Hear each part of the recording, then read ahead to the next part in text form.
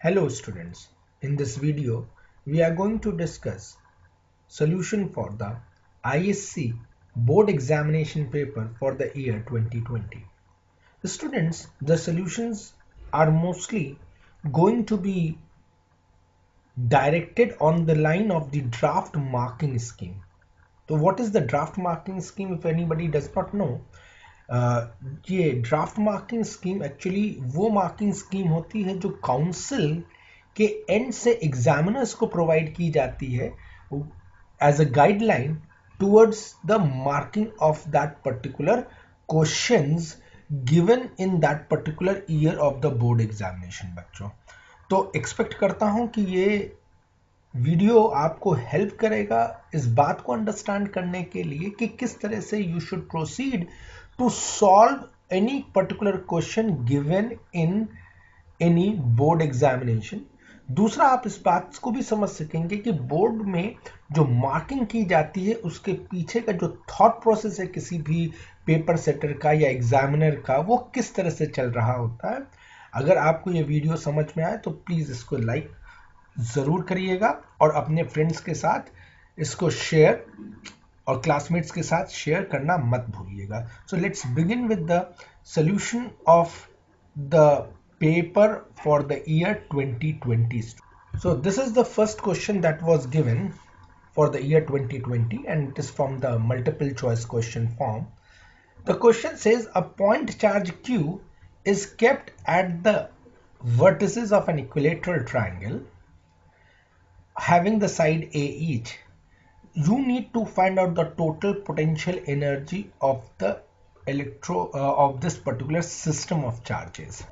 तो बच्चों, इस तरह के क्वेश्चन में आपसे एक्सपेक्टेड था total potential energy of the system of charges को फाइंड करना। तो मैं यहाँ पे स्क्रीन के ऊपर ये तीन चार्जेस बना देता हूँ। पहला चार्ज ये, दूसरा चार्ज ये और तीसरा चार्ज ये। तीनों चार्जेस कहाँ पे रखे हुए हैं? ये एक इक्विलेटरल ट्राइंगल के ऊपर प्लेस किए गए हैं। So this is an equilateral triangle having the side A each। the equilateral triangle का साइड A है और इसके वर्टिसेस पे हमारे पास तीन चार्जेस हैं। This is Q, this is Q and this is also Q। So अब इस सिस्टम ऑफ चार्जेस की टोटल पोटेंशियल एनर्जी क्या होगी? बच्चों, मैं आपको रिमाइंड कराना चाहूंगा जो potential energy between pair of charges का जो फॉर्मूला होता है वो होता है 1/4 pi epsilon naught Q1 Q2 by a. ठीक बात है। तो अगर हमारे पास दो चार्जेस हैं, एक चार्ज है Q1 का और दूसरा चार्ज है Q2 का, और उनके बीच में जो डिस्टेंस ऑफ सेपरेशन है, और अगर वो डिस्टेंस ऑफ सेपरेशन A है तो इनके बीच की जो पोटेंशियल एनर्जी होगी उस पेयर की, तो क्या हो जाएगी बच्चों? पोटेंशियल एनर्जी वो हो जाती 1/4 pi epsilon naught Q1 Q2 by a. अब पोटेंशियल एनर्जी लाइक चार्जेस के लिए पॉजिटिव साइन के साथ लिखते हैं और नेगेटिव चार्ज अनलाइक चार्जेस के लिए, लाइक चार्जेस के लिए पॉजिटिव साइन के साथ लिखते हैं बच्चों, और अनलाइक चार्जेस के लिए यही नेगेटिव साइन के साथ लिखा जाता है। तो अगर पेयर ऑफ चार्जेस लाइक है यानी Q1 और Q2 लाइक चार्जेस है यानी दोनों पॉजिटिव हैं या दोनों नेगेटिव हैं, तो पोटेंशियल एनर्जी प्लस साइन के साथ लिखी जाएगी। और अगर वो पेयर ऑफ चार्जेस अनलाइक है यानी एक पॉजिटिव एक नेगेटिव है, तो पोटेंशियल एनर्जी को आप माइनस साइन के साथ लिखते हैं। तो ये थोड़ा सा कॉन्सेप्चुअल पार्ट था जिसको मैंने इस क्वेश्चन को सॉल्व करने से पहले आपके साथ डिस्कस कर लिया। चलिए अब यहाँ पर देखिए, यहाँ पर क्या है? यहाँ पर सारे चार्जेस सिमिलर नेचर के हैं, लाइक चार्जेस हैं। Being since they are all like charges, so the potential energy of each pair of charges I am going to find it out. तो बच्चों, ये दोनों एक लाइक पेयर है, तो इस लाइक पेयर की पोटेंशियल एनर्जी जो हो जाएगी वो कितनी हो जाएगी? 1/4 पाई एप्सिलॉन नॉट, और यहाँ पे पेयर ऑफ चार्जेस कैसे हैं? Q and Q, that is Q square upon A। तो ये पोटेंशियल एनर्जी इस पेयर की आ गई बच्चों। ठीक इसी तरह से अब मैं इस पेयर की भी पोटेंशियल एनर्जी निकालूंगा। तो इस पेयर की भी पोटेंशियल एनर्जी लाइक चार्जेस है, तो लाइक चार्जेस की वजह से पोटेंशियल एनर्जी पॉजिटिव होगी। तो यहाँ पर भी प्लस का साइन आप लगा सकते हैं, पॉजिटिव होगी। और इस पेयर की भी पोटेंशियल एनर्जी कितनी हो जाएगी? 1/4 pi epsilon naught Q1 Q2 that is Q square, और उनके बीच का distance of separation A। Similarly बच्चों, यहाँ पर भी लाइक पेयर ऑफ चार्जेस हैं, तो इनके बीच की भी पोटेंशियल एनर्जी जब आप निकालेंगे तो plus 1/4 pi epsilon not Q square by A। So what I have done, I have found out the potential energy due to each pair of charges. Since there were 3 charges, so there were 3 pairs of charges. Okay, now let me call this as potential energy 1 pair, this is potential energy of second pair, this is a potential energy for the third pair. So what will be the total potential energy of the system? So potential energy of the system will eventually be potential energy of first pair, potential energy of the second pair, and the potential energy of for the third pair. ठीक बात है. तो total potential energy of the system, students, will be sum of all the potential energies in that particular system of charges, that pair of potential energies, potential energy arising due to the pair of charges. Now, तो पहले pair की जो potential energy आई थी बच्चों, वो कितनी आई थी? वो आई थी 1/4 पाई एप्सिलॉन नॉट, और लाइक चार्जेस थे तो इसलिए प्लस का साइन तो लगा ही हुआ है, और क्यू स्क्वायर बाई ए. जो दूसरा पेयर था बच्चों, उसकी पोटेंशियल एनर्जी प्लस साइन के साथ थी, तो plus 1/4 pi epsilon naught q square by a. और बच्चों जो तीसरा पेयर था, उसकी भी पोटेंशियल एनर्जी आई थी 1/4 pi epsilon naught q square by a. ठीक बात है बच्चों. तो अब potential energy of the system क्या आ जाएगा अगर आप देखेंगे तो तीनों का सम, and that will be 3q square upon 4 pi epsilon naught by a. So this is the correct answer for this particular question, and which correspond to option number C. ठीक बात है बच्चों. तो इस क्वेश्चन का करेक्ट आंसर था first का C. I hope that is going to be clear to all of you.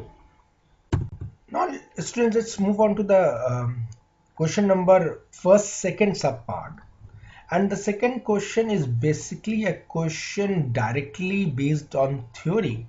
और यहाँ पे बच्चों क्वेश्चन कह रहा है कि curies temperature is the temperature above विच. तो क्यूरी टेम्परेचर कैसा टेम्परेचर होता है, ये आप चैप्टर डाया पैरा फेरो के चैप्टर में आपको इसके बारे में बताया जाता है. तो ये थ्योरेटिकल वहाँ से आया हुआ है, थ्योरी का चैप्टर है. तो मैं चाहूँगा कि आप डाया पैरा फेरो के चैप्टर को एक बार रिवाइज कर लें. Dia para and ferro, magnetic property of substances, उसमें आपको ये क्यूरीज टेम्परेचर के बारे में और क्यूरीज लॉ के बारे में दोनों मिलेगा. Magnetic properties of substances. तो स्टूडेंट्स, बहुत इंपॉर्टेंट लॉ है, तो मैं चाहूँगा कि आप ज़रूर इसको अपने चैप्टर में पढ़ेंगे. क्यूरीज टेम्परेचर के बारे में भी पढ़िएगा और क्यूरीज लॉ के भी बारे में पढ़िएगा. अब मैं इसको यहाँ पे डिटेल में तो जा नहीं पाऊँगा, मैं सिंपली मूव अपॉन करता हूँ इस पर्टिकुलर क्वेश्चन के सोल्यूशन को. तो Curie's temperature is that particular temperature जहाँ पर ferromagnetic material after getting heated loses all it's property, और वो फेरोमैग्नेटिक मटेरियल वहां से कन्वर्ट हो जाता है किसमें? पैरामैग्नेटिक सब्सटेंसेस में. तो बच्चों थोड़ा सा क्विक वर्ड थोड़ा सा बता देता हूं फेरोमैग्नेटिक और पैरामैग्नेटिक के बारे में. तो फेरोमैग्नेटिक सब्सटेंसेस में होते क्या थे, उसमें छोटे छोटे रीजन्स बने रहते थे जिसमें ऑलरेडी जो मैग्नेटिक मोमेंट्स थे वो एक पर्टिकुलर डायरेक्शन में अलाइन कर जाते हैं. तो इसमें होता क्या है, फेरोमैग्नेटिक सब्सटेंसेस में आपके पास फेरोमैग्नेटिक सब्सटेंसेस में डोमेन्स होते हैं. तो ये डोमेन्स होते क्या हैं? डोमेन्स ऐसे रीजन्स होते हैं जहां पर मैग्नेट्स, एटॉमिक मैग्नेट्स जो हैं वो ऑलरेडी एक स्पेसिफिक डायरेक्शन में अलाइन कर रहे होते हैं, कुछ इस तरह से. ठीक है, जैसे ये एक पर्टिकुलर डोमेन है बच्चों, और इस डोमेन में देख सकते हो जितने भी एटॉमिक मैग्नेट्स हैं वो एक पर्टिकुलर डायरेक्शन में अलाइन कर रहे हैं. यहाँ पर क्या है, इसमें भी तुम देखोगे कि सारे एटॉमिक मैग्नेट्स एक पर्टिकुलर डायरेक्शन में अलाइन कर रहे हैं. इसमें भी एटॉमिक मैग्नेट्स सारे एक पर्टिकुलर डायरेक्शन में अलाइन कर रहे होते हैं. तो ऐसे मटेरियल में को हम लोग क्या कहते हैं, ऐसे मटेरियल को कहा जाता है ferromagnetic materials. So what are ferromagnetic materials? The materials in which atomic magnets are already aligned in one specific direction in a particular region. Now, so these regions are called as domains. Now, when you heat a ferromagnetic substances, these domains now gets broken up and they all of them now gets randomly oriented. Domains टूटने लग जाते हैं और ये जो atomic magnets हैं अब वो सारे randomly orient करने लग जाते हैं, और मटेरियल जो है अब फेरोमैग्नेटिक मटेरियल से किस में कन्वर्ट होने लग जाता है? पैरामैग्नेटिक सब्सटेंसेस की तरफ बढ़ने लग जाता है। तो व्हाट इज क्यूरीज टेम्परेचर? तो Curie's temperature is the temperature above which a ferromagnetic substances loses its domains या breaks is domains and become start converted to paramagnetic substances. तो ये रहा बच्चों ऑप्शन नंबर 1। तो इसमें सेकंड का जो ऑप्शन था वो फर्स्ट ऑप्शन था कि वो temperature above which a ferromagnetic substances starts behaving like a paramagnetic substances. तो इसका करेक्ट आंसर है ए।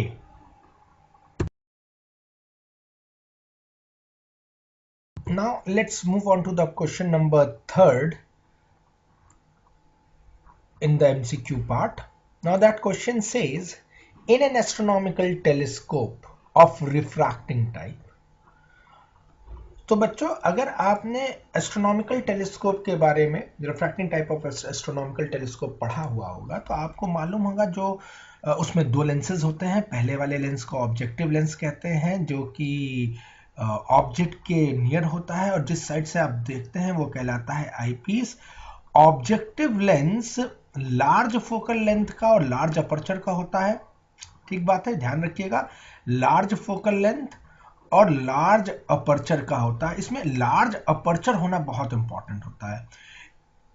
क्यों objective lens of N astronomical telescope एक लार्ज अपर्चर का लेंस होता है?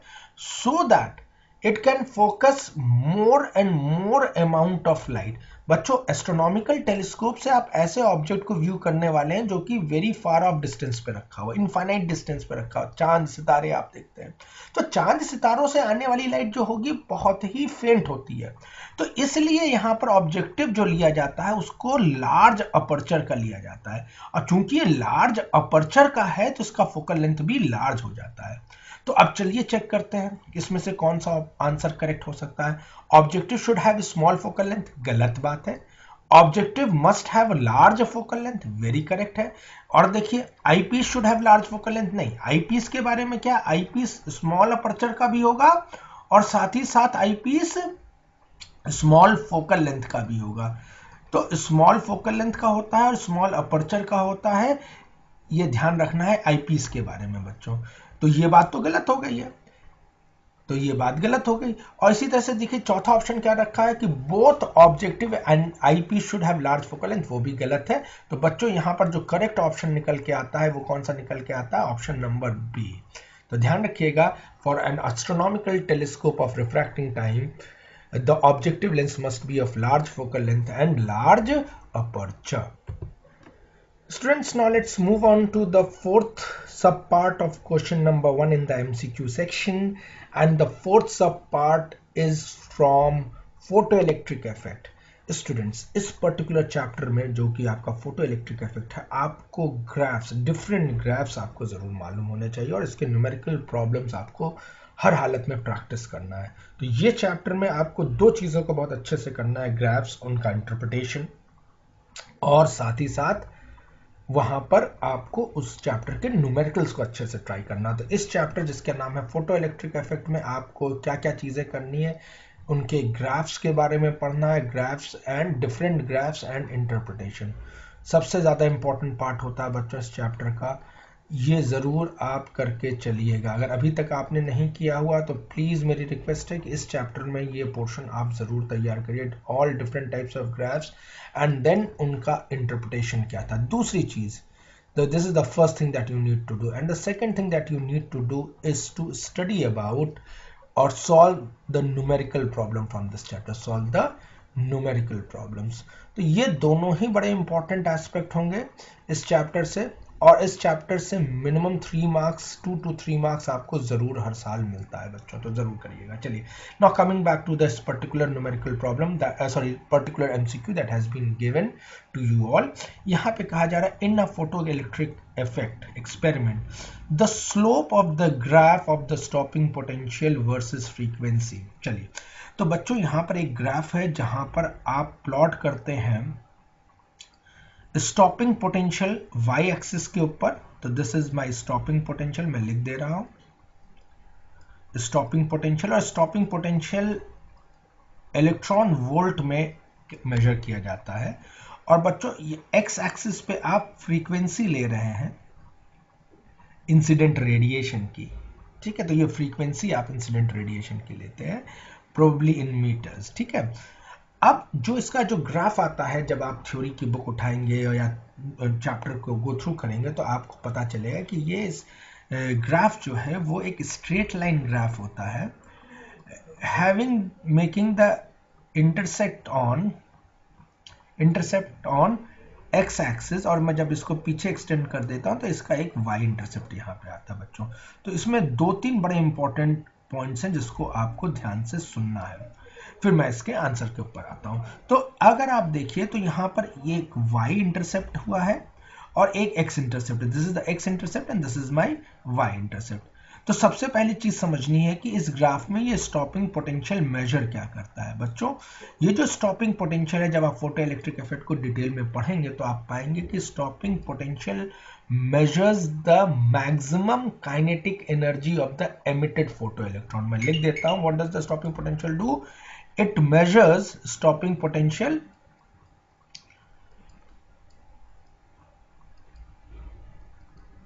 measures the maximum kinetic energy. बच्चों ध्यान रखना, वर्ड बड़ा इंपॉर्टेंट है, ये कीवर्ड्स होते हैं। Maximum kinetic energy of the emitted photo electrons. तो जब फोटो इलेक्ट्रिक इफेक्ट फिनोमेना में आप किसी मेटालिक सरफेस के ऊपर, ये मेटालिक सरफेस है,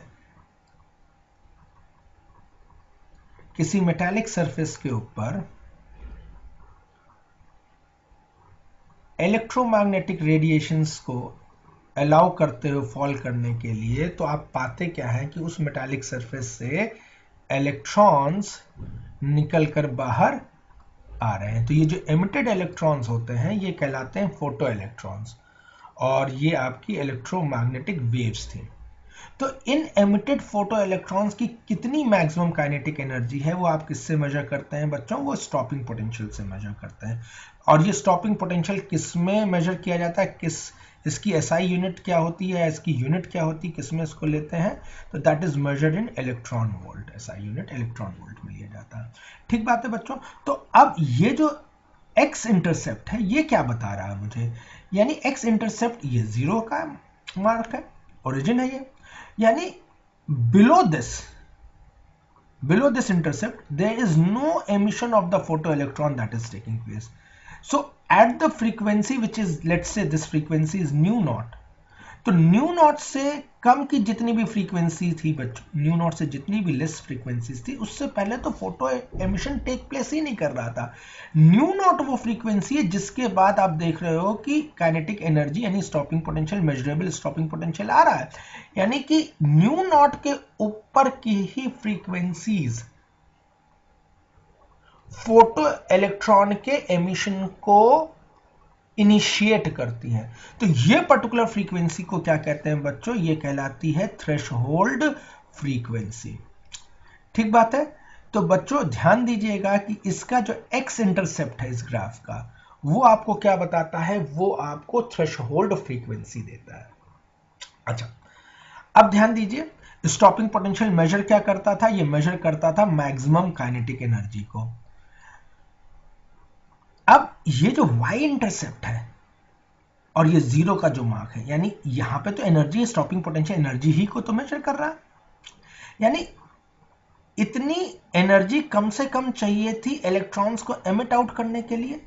तो this is the minimum energy, ये पूरा इतना जो जोन है बच्चों y इंटरसेप्ट से लेकर ओरिजिन तक का, तो this is the minimum energy needed, minimum energy needed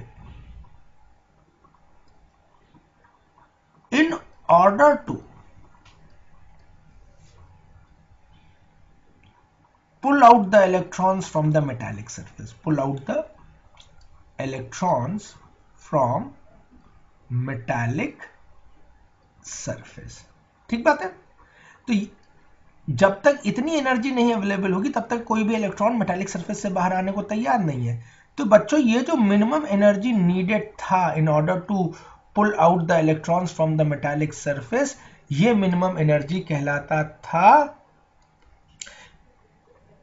threshold energy या फिर वर्क फंक्शन। तो ये कहलाता है थ्रेशोल्ड एनर्जी और सिंपली वर्क फंक्शन बच्चों। तो अगर ये ग्राफ आपको बना के दिया जा रहा है तो इस ग्राफ में ये बड़े इंपॉर्टेंट पॉइंट्स हैं, स्पेशली इस ग्राफ में। तो ये जो आपका इतना सेगमेंट है, ये जो एनर्जी का लेवल है, तो ये एनर्जी क्या हो जाती है उस मटेरियल की, उस मेटालिक सरफेस की वर्क फंक्शन के इक्विवेलेंट हो जाती है।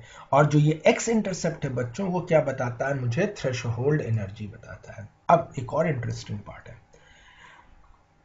जब ये एक्सपेरिमेंट कंडक्ट किया गया डिफरेंट मेटल्स के लिए, मेटल 1 था और इसी तरह से किसी और मेटल के लिए उन्होंने किया। So let me draw another graph. Let's say this is for the metal number 2. So what Heinrich Hertz observed, he observed that there were two graphs obtained parallel to each other. This was with metal 1 and this is with metal number 2. Now when these two graphs were parallel to each other and he measured this slope of these two graphs. So the slope of this graph was constant because both of them are running parallel to each other. So he concluded that the slope of the graph is going to be a universal constant. The slope of the graph gives us the universal constant. And Einstein, in his theory, found out that the slope of the graph was nothing but the ratio of h upon e.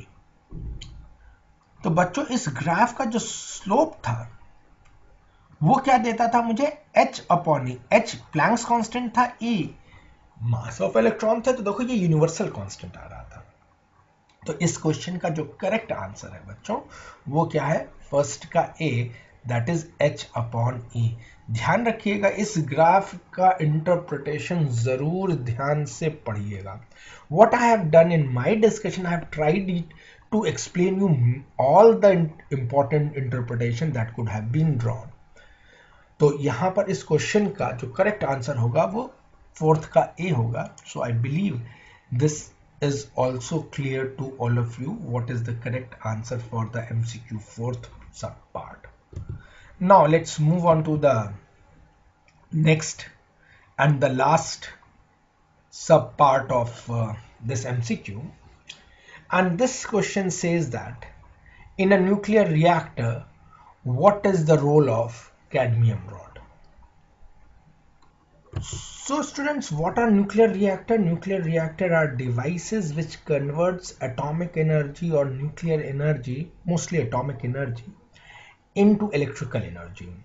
Now, how a nuclear reactor works, all those details you should look into that. In fact, in my video also I have uploaded several videos on the nuclear reactor, how nuclear reactor plant works. So you can look up over there. And coming back to a very specific problem that is given over here, what is the role of a cadmium rock? So briefly I tell you what happens in nuclear reactor. The nucleus of uranium atom के nucleus को हम लोग bombard करते हैं बच्चों एक fast moving neutron से. So this is a fast moving neutron comes and strike the nucleus of uranium, and thereby uranium breaks into two subnuclei of barium and krypton. Okay, so this is the barium nuclei and this is the krypton nuclei, and along with this 3 neutrons are also released. Now this is, and in this process the energy that is released is often utilized in getting converted into different forms, especially by the end result I would be looking for the electrical energy that it should form. Now what happens over here in a nuclear reactor, not every neutron can go and break the uranium atom into subsequent daughter nuclei of barium and krypton. These neutrons must be moving at a specific speed. तो बच्चों अब जो यहां से तुम्हारे पास 3 neutron produce होते हैं, जिनको आप फर्दर चेन रिएक्शन को इनिशिएट करने के लिए यूज करेंगे, ये 3 न्यूट्रॉन्स जो हैं इनकी स्पीड काफी फास्ट होती है। तो पहली बात तो होती है कि इनकी स्पीड को मॉडरेट किया जाता है। तो जिसकी मदद से आप इन न्यूट्रॉन्स की स्पीड को मॉडरेट करते हैं उसको कहलाता है वो मॉडरेटर। और ज्यादातर बच्चों जो मॉडरेटर होता है वो हैवी वाटर होता है। ठीक बात है। So heavy water is often used as a moderator, heavy water. So one should remember that the first role of heavy water is to moderate the speed of emitted neutron so that it can effectively cause the chain reaction to proceed. अब अगर आप इस chain reaction को control नहीं करेंगे, यहां से neutron निकलेंगे, ये 3 न्यूट्रॉन क्या करेंगे, फर्दर एक बोरॉन को ये जाके हिट करेगा, सॉरी एक यूरेनियम न्यूक्लियस को ये जाके हिट करेगा, एक यूरेनियम न्यूक्लियस को ये जाके हिट करेगा, एक यूरेनियम न्यूक्लियस को ये जाके हिट करेगा, और फिर इस यूरेनियम से further reaction will go on to one boron, one barium, one krypton, और इस तरह से ये पूरा प्रोसेस स्विच ऑन हो जाएगा. This is what is called as chain reaction. अब ये चेन रिएक्शन अनकंट्रोलेबल ना हो जाए, ये कंट्रोल बना रहे. हम लोग न्यूक्लियर रिएक्टर के अंदर चेन रिएक्शन को कंट्रोल करने के लिए कंट्रोल द चेन रिएक्शन. तो बच्चों इस न्यूक्लियर रिएक्शन को कंट्रोल रखने के लिए, कंट्रोल चेन रिएक्शन को ऑब्टेन करने के लिए न्यूक्लियर रिएक्टर के अंदर कंट्रोल रॉड्स डालते हैं. और ये जो कंट्रोल रॉड्स डाला जाता है ये ज्यादातर आपके कैडमियम के या बोरॉन के होते हैं. ठीक बात है. तो अब 2 बातें हैं यहां पर जो आपको ध्यान में रखना न्यूक्लियर रिएक्टर के पर्पस से. एक कि जब किसी भी न्यूट्रॉन को आप हिट करते हैं किसी यूरेनियम के न्यूक्लियस में, तो वहां से बेरियम, क्रिप्टन और 3 फास्ट मूविंग न्यूट्रॉन्स रिलीज होते हैं. तो एक तो चेन रिएक्शन प्रोसीड कर सके, ये फास्ट मूविंग न्यूट्रॉन की स्पीड को मुझे स्लो करना पड़ता है, और इस स्पीड को स्लो या मॉडरेट करने के लिए मुझे मॉडरेटर की जरूरत पड़ती है, जो कि मोस्टली क्या होगा, हैवी वाटर होगा.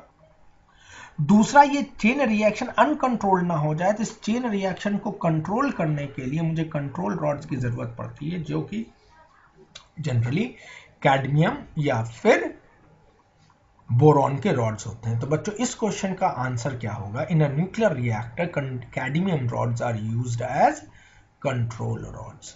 तो इसका करेक्ट आंसर हो जाएगा 5th का है.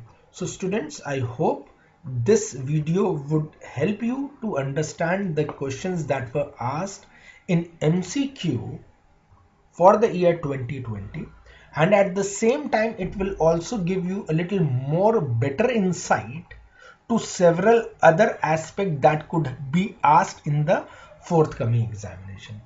दोस्तों, आपको अगर मेरा वीडियो समझ में आया, अच्छा लगा हो, तो प्लीज़ आपसे रिक्वेस्ट है कि आप इस वीडियो को अपने फ्रेंड्स, क्लासमेट्स के साथ शेयर करें. और अगर अभी तक आपने इस चैनल को सब्सक्राइब नहीं किया हो तो please kindly subscribe this channel and do like the videos, because by liking the videos you will get further number of videos that I am going to upload in the coming sessions.